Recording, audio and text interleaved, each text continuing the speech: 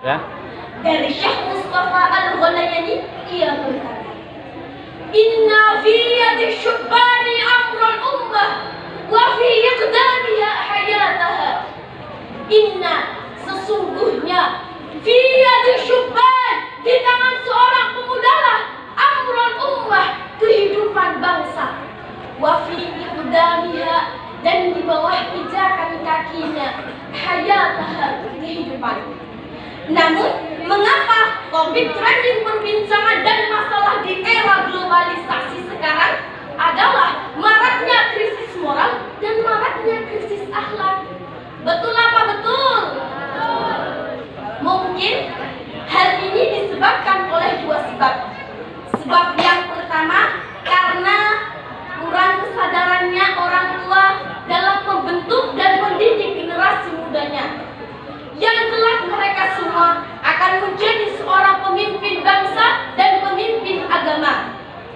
Sebab yang kedua, karena kurangnya keseimbangan mereka dalam hal pendidikan, entah dari segi intelektual maupun dari segi spiritualnya. Albert Einstein mengatakan, "The science not be religion is created, and the religion not be science is sightless." Yang artinya, ilmu tanpa agama akan pincang dan agama tanpa ilmu akan buta. Oleh karena itu, agar generasi muda tidak pincang dan tidak buta, maka seimbangkanlah keduanya dalam hal pendidikan, entah dari segi intelektual maupun dari segi spiritual. Pendidikan itu penting. Seorang anak yang dididik dengan baik dan dengan benar, maka kelak ia akan menjadi seorang yang baik. Begitu pula sebaliknya. Konfusius, orang filsafat Cina, mengatakan bahwa pada dasarnya dalam diri seorang manusia pasti memiliki potensi kebaikan. Namun, apabila potensi itu tidak dididik dengan benar dan dengan baik, maka potensi itu akan hilang. Disinilah munculnya peranan sebuah keluarga dalam pembentukan karakter generasi bangsa, serta menjaga kesucian seorang anak yang memang dibawa sejak lahir.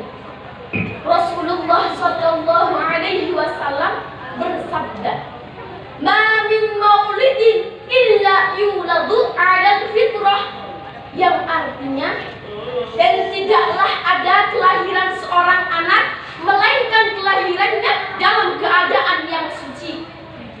Jadi, seorang anak akan mengikuti bagaimana kedua orang tuanya membentuk karakter mereka.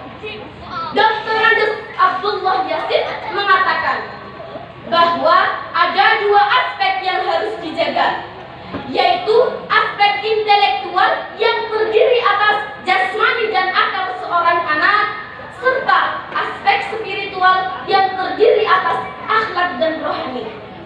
Yang pertama, fusli, jasmani dan akal. Ini penting. Jasmani seorang anak harus dijaga dan dididik dengan benar. Jangan sampai anak bapak, anak ibu sekalian diberi makan dari hasil uang yang haram. Na'udzubillah ini, entah dari hasil mencopet, entah dari hasil menodong, dan lain sebagainya. Jangan sampai pula orang tua membiarkan anaknya mengumbar-umbar auratnya, terutama bagi kaum wanita. Mungkin bapak dan ibu sekalian ada yang mengetahui alasannya? Alasannya karena 99% keseluruhan badan seorang wanita adalah aurat yang hukumnya wajib untuk ditutupi, terkecuali telapak tangan dan mimik wajah. Kemudian dalam menjaga akal ini penting. Jangan sampai seorang anak teracuni akalnya oleh budaya luar. Namun, mengapa ironisnya anak-anak zaman milenial sekarang lebih menyukai, bahkan mencintai budaya kebarat-baratan? Betul apa betul? Dibandingkan dengan budaya negaranya sendiri. Luqman Hakim berkata kepada anaknya dalam surah Luqman ayat 13, Allah Subhanahu A'udzu billahi minasyaitonir rajim. Bismillahirrahmanirrahim. Wa idh qala Luqmanu li ibnihi wa huwa ya'iduhu.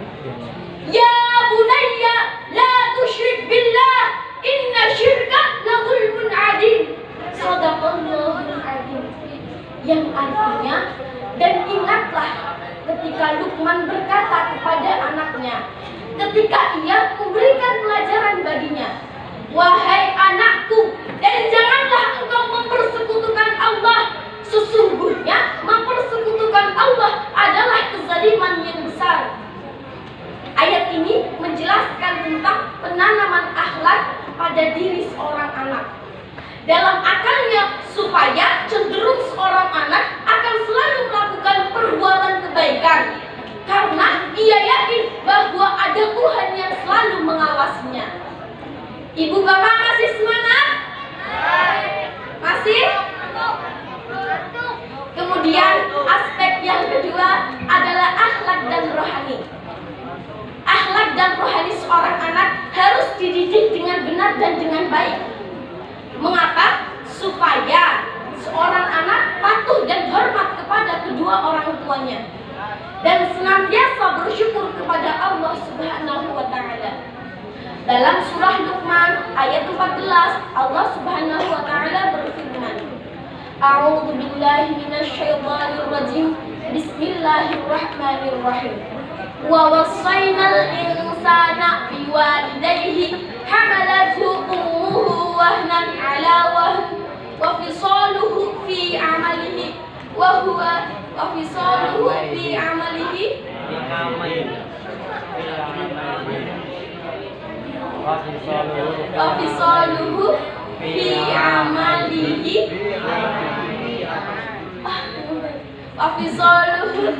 fi amaini anishkurli wali walidayka ilayyal masir. Shadaqallahul 'adzim.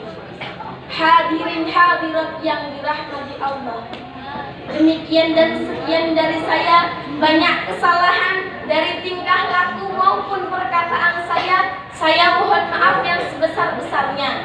Dimaafkan Bapak Ibu. Terima kasih. Jangan lupa undur